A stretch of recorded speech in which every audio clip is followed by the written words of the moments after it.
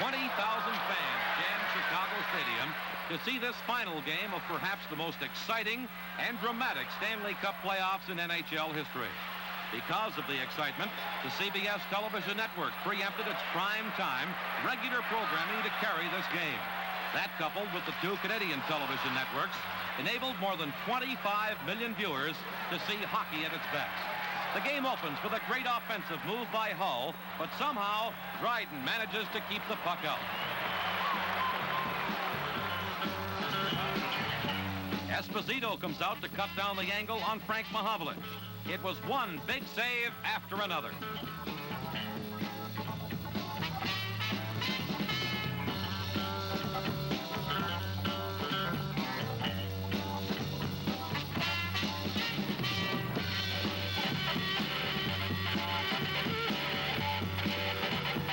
During the first period, both goalies made saves that were nothing short of miraculous.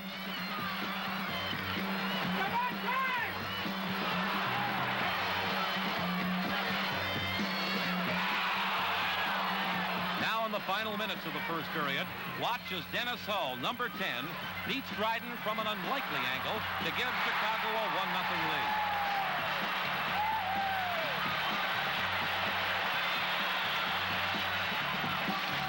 The big question in this game was, would home ice continue to be the deciding factor? Both teams have won every game on their home ice so far.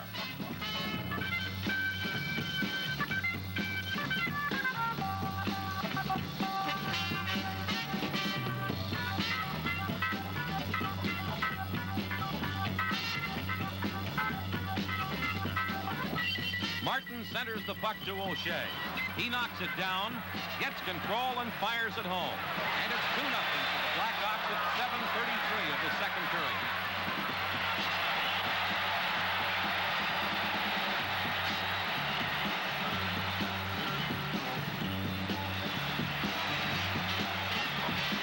Only the crossbar saved Dryden on that blast by Bobby Hull.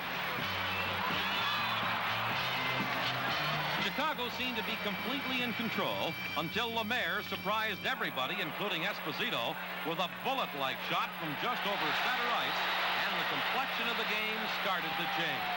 That unexpected goal makes it 2-1, with slightly over 5 minutes left to play in the second period.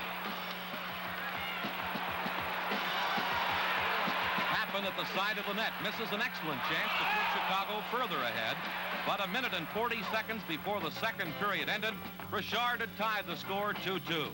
Now it's down to the final 20 minutes of this tense drama, and the tension mounts.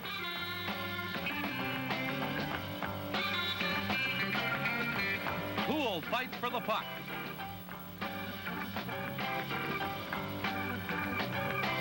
Feeds it to Ferguson, but Esposito makes the stop.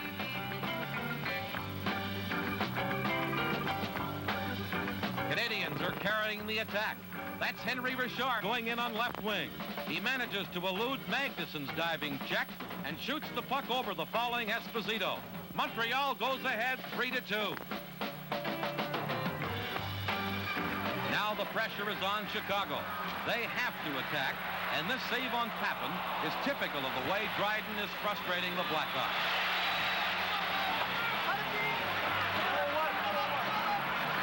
Chicago's best chance to tie the score came when Pappen again was stopped by Dryden, this time with a fantastic leg save.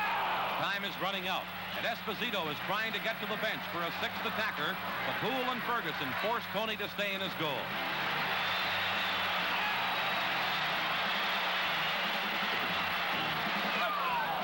Less than a minute remaining. Esposito races to the bench, and Chicago sends 6 men into the Canadian zone.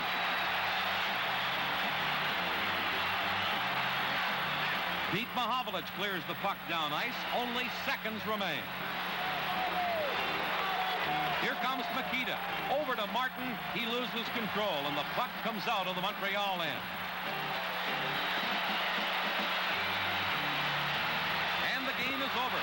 The Montreal Canadiens have won the Stanley Cup for a record 16th time.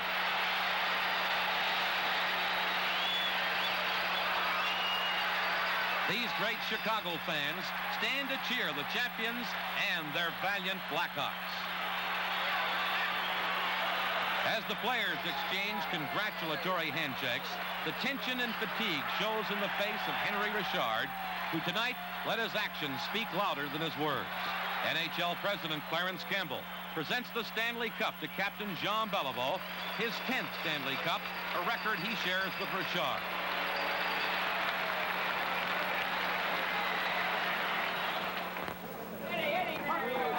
In the dressing room, the Canadiens were exhausted but happy. They'd given their all on the ice. Nobody could blame them for being weary. And Beliveau tugged off his sweater for the final time. Soon after this victory parade, the 39-year-old Beliveau, one of the greatest names in the NHL, announced his retirement. But Montreal fans had a new young hero in their midst, 23-year-old rookie goaltending sensation, Ken Dryden, the playoffs' most valuable player.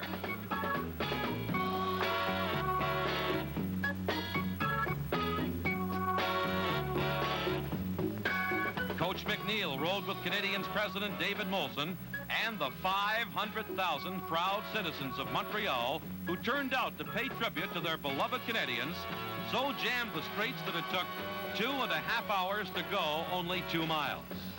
But who cared? The Cup was back in Montreal.